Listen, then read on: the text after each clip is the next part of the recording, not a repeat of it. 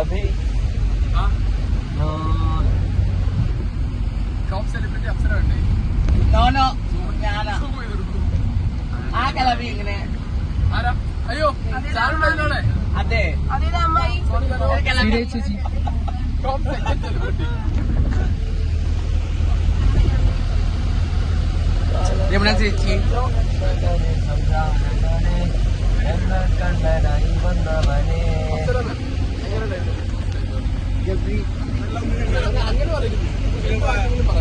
ലക്ഷ്മി ചേച്ചി